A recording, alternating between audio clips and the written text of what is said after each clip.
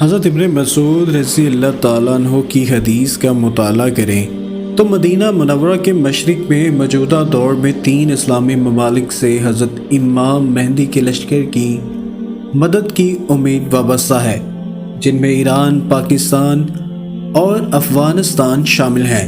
مگر ایران پر مخصوص شیعہ نظریات کا غلبہ ہے اور پاکستان بیرونی سازشوں کی امان گاہ بن چکا ہے۔ افغانستان میں طالبان کی ابھرتی ہوئی سیاسی، سماجی اور عسکری طاقت سے مندرجہ ذیل دلائل کی روشنی میں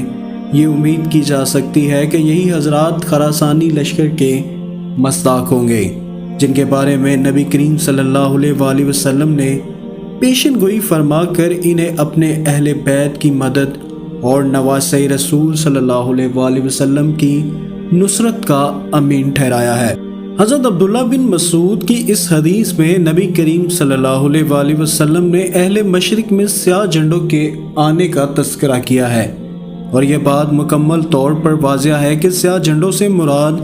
اہل حق عرب، افغان اور دیگر مجاہدین کی وہ جماعت ہے جنہوں نے اپنے وقت کی سپر پاور کو شکست دے کر جہاد کے عظیم باب سے امت مسلمہ کو متعارف کرایا تھا۔ تاریخ گواہ ہے کہ اس سے پہلے مشرق سے اہل حق مجاہدین سیاہ جھنڈوں کے ساتھ کبھی نہیں آئے، اور نہ ہی بنو عباس کی سلطنت کے بعد عرب اور خراسانی لشکر آپس میں مل کر فریضہ جہاد کی ادائیگی کے لیے متفق ہوئے ہیں۔ حضرت ابو ہریرہ رضی اللہ تعالیٰ عنہ سے روایت ہے کہ رسول اللہ صلی اللہ علیہ وآلہ وسلم نے فرمایا کہ جب ملاحم یعنی عالمی جنگیں شروع ہوں گی تو اللہ تعالیٰ موالی یعنی بعد میں اسلام قبول کرنے والوں میں سے ایک لشکر اٹھائیں گے جو گھڑ سواری میں عربوں سے عمدہ شاہ سوار ہوں گے اور اسلحہ چلانے میں بہتر ہوں گے۔ اللہ تعالیٰ ان کے ذریعے سے دین کی تائید کریں گے۔ اس حدیث مبارک کی روشنی میں اگر عصر حاضر میں عربوں کے مقابلے میں اہل افغان کی قربانیوں اور دین کے لیے اپنی سرفروشی دیکھی جائے تو یہ بات روز روشن کی طرح بالکل عیاں ہے کہ اس وقت دنیا بھر کے مسلمانوں میں سے صرف افغانی قوم میں